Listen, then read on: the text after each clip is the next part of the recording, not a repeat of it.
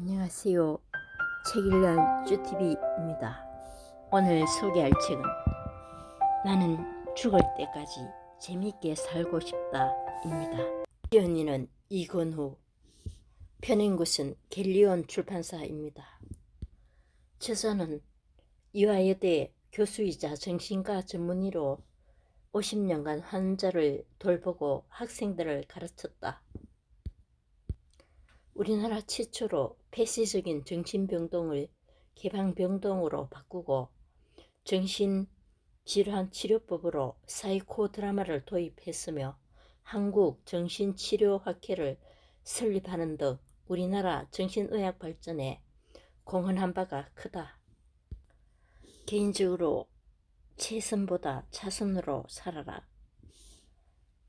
만인을 평등하게 대하는 저자의 자세에 깊은 감명을 받았습니다. 지금부터 책 속으로 들어가 보겠습니다. 당신은 어떻게 나이 들고 싶은가? 정신과 전문의로 은퇴한 뒤 나에게 감투를 주려는 단체들이 몇 군데 있었지만 모두 거절했다. 나이 들어 좋은 점은 딱 하나, 더 이상 누구의 눈치도 볼 필요가 없다는 것이다. 자존심을 세워주는 그럴듯한 자리라도 나는 명예보다는 즐거움, 책임보다는 재미를 택하면서 살기로 했다.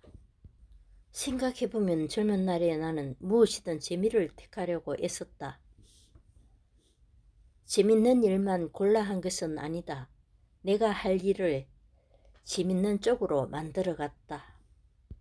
진료실에서 하루 종일 환자들이 자기만의 세계에 갇혀 쏟아내는 아프고 슬픈 이야기들을 듣다 보면 내 몸과 마음은 커다란 쇠공을 매단 듯 무겁고 어두워지곤 했다. 내가 그들을 완벽하게 낫게 해줄 수 없다는 스트레스였다. 나는 생각을 바꿨다. 환자들이 조금이라도 나아지는데 도움이 되는 일을 해보자고. 그러자 좋은 생각들이 많이 떠올랐고 실천에 옮겼다. 정신과 폐쇄병동을 개방병동으로 바꾸고 환자들이 속마음을 털어내는 사이코 드라마를 시도하고 정신이 아플 뿐 몸은 건강한 환자들을 위해 체력 단련실을 만들었다. 이를 만들어가는 과정에서 나는 신이 나고 즐거웠다. 한마디로 재미있게 견디기다. 그래서 나는 50여 년의 정신과 생활에서 지치지 않을 수 있었다. 러셀은 말했다. 재미의 세계가 넓으면 넓을수록 행복의 기회가 많아지며 운명의 지배를 덜 당하게 된다고. 나이 드는 게 억울한가? 세상에 존재하는 모든 것에는 음양이 있기 마련이다. 밝음이 있으면 어둠이 있다. 좋은 점이 있으면 나쁜 점이 있다. 영원히 간직하고 싶은 젊음의 열정과 에너지가 오히려 젊음을 좌절시키기도 한다. 힘없고 느리기만 한 늙음이 천천히 익어가는 술처럼 거룩한 인생의 향을 품어낸다. 그러므로 좋은 것이 늘 좋으리란 법은 없으며 나쁜 것이 언제나 나쁜 것도 아니다. 우리에게 필요한 것은 어느 한쪽만 보는 것이 아니라 바로 보는 것이다. 단점이 있다면 노력을 기울여 보완하고 장점은 갈고 닦아 내 삶에 힘이 되도록 해야 한다. 좋은 기운을 북돋아 나쁜 기운을 잠재우도록 해야 한다. 우리 가족 3대 13명이 한 지붕 아래 사는 비결. 딩동. 우리 집 반장에게서 메일이 왔다. 이번 주 토요일 가족 모임을 북악 스카이웨이의 경양식 집에서 할까 하는데 별다른 이의가 없으면 그곳에서 만나자는 내용이다. 스테이크가 맛있기로 유명한 그 경양식 집은 내가 젊었을 때부터 자주 이용하던 곳이다. 나는 흔쾌히 오케이 답장을 보냈다. 반장은 나의 맏아들이다. 장남이라서 반장을 맡은 것은 아니다. 식구들이 6개월에 한 번씩 돌아가면서 반장을 한다. 집안의 연락책이자 조율자 역할이다. 반장 제도는 10년 전 우리 가족이 한 지붕 아래 모여 살면서 시작되었다. 식구는 우리 부부와 두 아들과 두 딸 내외 그리고 손자들까지 모두 3대 13명이다. 아마도 요즘 세상에서 찾아보기 힘든 대가족일 것이다. 가족이 모여 살기로 하면서 내가 자녀들에게 강조한 것은 상호 불간섭주의와 독립성 보장이었다. 우선 함께 살 공간을 마련하는 것도 모두의 힘을 보태기로 했다. 나는 내가 살던 집터를 내놓았다. 집을 새로 짓는 비용은 내 자녀가 대출을 받는 등 각자 형편대로 마련했다. 각 가구의 거주 공간은 능력만큼 평수가 정해졌고 내부 구조와 출입문 또한 각자의 취향대로 했다. 한 지붕 아래 살더라도 철저하게 개인 생활을 보장하기 위해서였다. 너무 가까이 끌어안으면 고슴도치처럼 부지불식간에 서로를 찌를지도 모르는 일이었다. 상호 불간섭의 원칙은 철저하게 지켜졌다. 부모인 내가 자식 집에 갈 때도 비록 계단 몇 개만 올라가 문을 두드리면 되었지만 반드시 전화를 걸어 자녀들에게 허락을 먼저 구했다. 그리고 각 가정의 일과 개인의 일이 가족 전체의 일보다 우선하도록 했다. 부모와 함께 산다고 부모 눈치를 보거나 하는 일은 당연히 없도록 신신당부했다. 또 공동전기료와 같은 공통비용은 나눠서 똑같이 내도록 했으며 가족 전체가 모여 식사를 하는 일은 철저한 합의를 거쳐 결정했다. 그리고 가족끼리의 커뮤니케이션은 이메일을 주로 이용하기로 했다. 무엇보다 손자 손녀들의 성장과 교육에 관한 논의는 부모 중심으로 하고 조부모인 나와 아내는 충고가 필요할 때만 나서기로 했다. 나이 어린 손자들의 등하교는 내 아내이자 할머니가 거들었다. 며느리와 딸이 제일 좋아했다. 가장 큰 성과는 가족의 소통이다. 가족의 믿음은 서로를 존중하고 유묘형의 공간을 침범하지 않으려는 배려 위에 세워졌기에 아주 단단하다. 무모하게 사는 것이 가장 안전한 길이다. 1970년대 이화여대 병원 정신과 주임교수로 재직할 때 정신과 병동에 새창살을 뜯어내고 환자들이 자유롭게 오가는 공간을 마련하여 병실을 개방적으로 바꾸겠다고 하자 뜻밖에도 환자 가족과 동료 의사들이 반대하고 나섰다. 나는 그들을 설득했다. 환자를 묻고 가두는 것은 환자 보호가 아니라 관리자의 편의를 위한 것뿐이라고. 모두 우려 속에 병원 꼭대기층에 개방병동을 열었다. 환자들의 자유공간인 쉼터에는 공중전화를 설치하여 외부와 연락을 주고 받을 수 있게 했다. 헬스 시설도 마련하고 쉼터에서 음악회를 열기도 했다. 지금은 아주 당연한 것들이지만 당시로서는 상상하기 힘든 일이었다. 무엇보다 정신질환자에 대한 편견을 변화시킨 계기가 되었다. 개인적으로 우울증이 심해서 폐쇄병동에 몇 달 있다가 개방병동으로 옮긴 적이 있습니다. 개방병동에서 운동을 하고 상담도 받고 해서 완치가 되었습니다. 나의 좌우명, 차선으로 살자.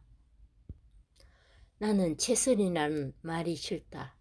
최선은 내가 가진 100을 다 쓰라는 말이다. 그러면 씨앗을 먹어치운 농부처럼 내일을 기약할 수 없게 된다. 차선이라고 해서 적당히 하다가 내키는 대로 그만두는 것은 아니다.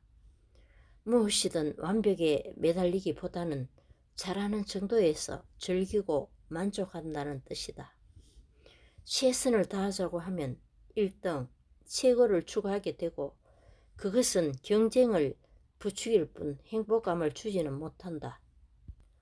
중학교 2학년 때였다. 전교 1등을 하고 싶어 정말 열심히 공부했다. 잠도 줄이고 책상에만 붙어 있었다.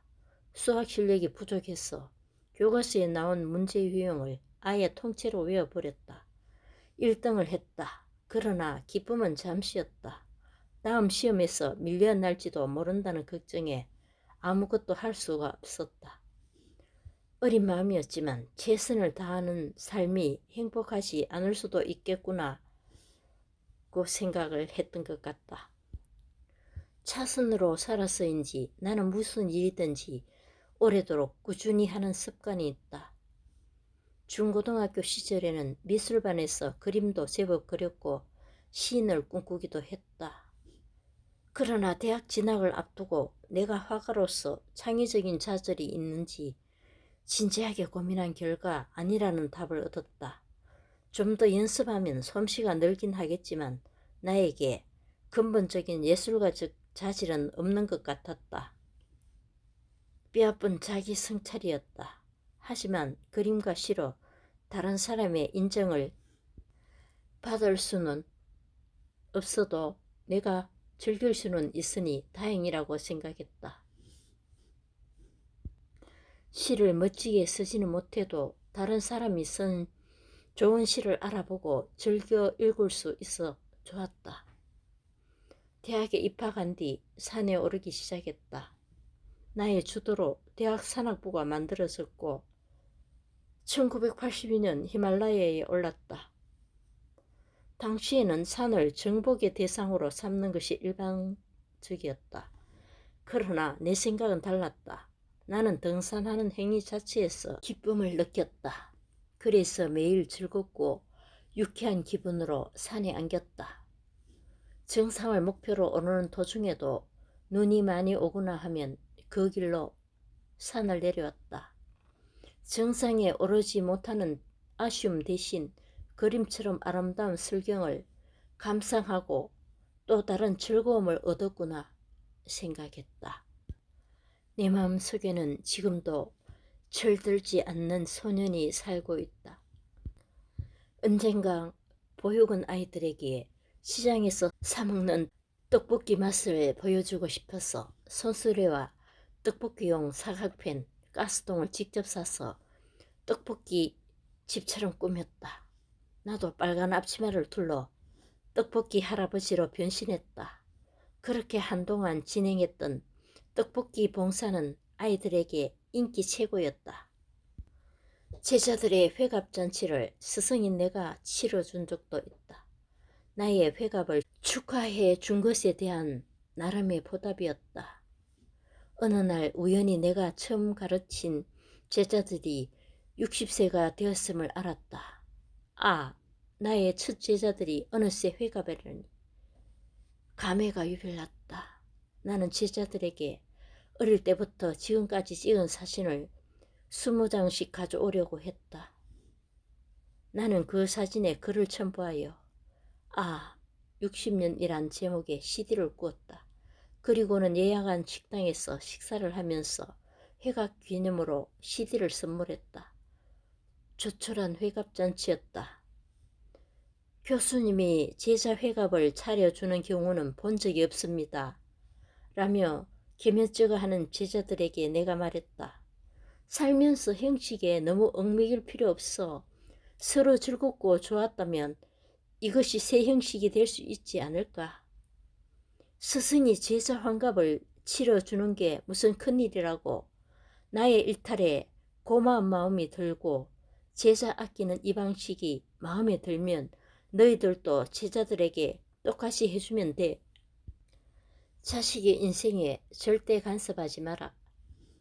조울증에 시달리는 중년의 환자가 찾아왔다. 그는 대학 교수로 꽤 성공한 축에 들었다. 그의 아버지 또한 전직 장관의 대학 총장을 지낸 분으로 이름만 대면 알만한 교육자였다. 그런데 아버지에 비하면 아들의 성공은 미약했다. 아들은 아버지를 존경하면서도 아버지와 비교당하는 것에 은연중 스트레스를 받았다. 그러면서도 부모에게 누가 되지 않으려고 신경을 곤두세우며 아버지의 일거수일투족에 민감해했다. 그런데 생각만큼 환자의 조울증 치료가 잘 되지 않았다. 선배 의사에게 치료 방법에 대해 자문을 구하자 그 아버지가 죽으면 된다는 답이 돌아왔다. 아버지가 살아있으면 자식은 결코 그 그늘을 벗어날 수 없다는 뜻이다. 선배의 말대로 훗날 아버지가 돌아가신 뒤 환자는 별다른 치료 없이 병이 나았다. 이준익 영화감독의 아들이 정육점을 운영한다는 얘기를 들었다. 유명 감독의 아들과 정육점, 얼핏 어울리지 않는 조합 같았다. 아들은 대학교 1학년 때 이 감독에게 아버지 마지막까지 살아남는 직업이 뭘까요? 라고 묻고는 먹는 장사로 결론을 내렸단다. 그리고는 대학을 그만두더니 냉면집, 한식, 일식, 중식당 주방에서 일했다. 그릇 닦는 일부터 안 해본 게 없는 아들은 온몸으로 터득한 경험을 바탕삼아 정육점을 운영하기 이르렀다. 이준익 감독은 아들이 항상 웃는 얼굴이라며 그것이야말로 아들이 행복하다는 증거가 아니겠느냐고 말했다. 내가 누구인지 알게 되면 다른 사람과 경쟁할 필요가 없다. 나를 사랑하면 주관이 세워진다. 타인과 세상의 눈치를 보지 않고 소신껏 말하고 행동하게 된다. 나의 경우 대학에 들어가면서 나에 대해 객관적으로 돌아볼 수 있었다. 어머니의 지나친 보호 아래 어린 시절을 보낸 나는 늘 어머니의 그늘에서 벗어나려고 발버둥쳤다. 그러나 쉽지 않았다. 어머니의 뜻에 반대로 행동하는 게 고작이었다. 바다에 가지 말라고 하면 산에 오르는 시기였다. 대학 시절 몸을 사리지 않고 시위에 적극적으로 가담한 데는 이런 이유도 있었다. 결국 4.19 때 시위 주동자로 잡혀 감옥에 갔다. 같은 방에 도둑과 사형수가 있었다. 그런데 징역 10개월을 선고받은 도둑은 분노에 차 하루빨리 나갈 날만 손꼽아 기다리는 반면 사형수는 세상의 모든 돌을 터득한 듯 수도성처럼 지냈다. 더 억울한 사람은 도둑보다 사형수였을 것이다. 그들을 보며 인간이란 존재와 삶이란 무엇인가 진지하게 고민했다. 이것이 진로를 정신과로 정하게 된 계기였다. 정신과를 전공하고 정신분석 공부를 하면서 나는 나를 알게 되었고 내 안의 상처를 스스로 치유했다. 어머니의 품 안에서 벗어나고자 했던 억압에서 자유로워질 수 있었다. 나라는 사람을 비로소 알았기에 가능한 일이었다. 나 자신을 모르면 타인의 기준에 맞춰 살게 된다. 세상의 잣대에 나를 맞추면서 타인과 경쟁한다. 그 경쟁에서 이겨야 좋은 인생, 성공한 인생이라고 착각하게 된다. 남과 경쟁하여 이기려는 것에서 성취욕과 즐거움을 찾지만 그 기쁨은 오래가지 못한다. 경쟁은 끝이 없기 때문이다. 누구나 즐겁고 재밌게 인생을 살고 싶어한다. 진짜로 인생을 즐기는 사람은 재밌는 일을 선택하는 사람이 아니라 아무리 어려운 상황에 처해 있어도 재밌게 해낼 것이라고 생각하는 사람이다. 그 순간순간이 쌓여 진짜 재밌는 삶을 만든다. 감사합니다.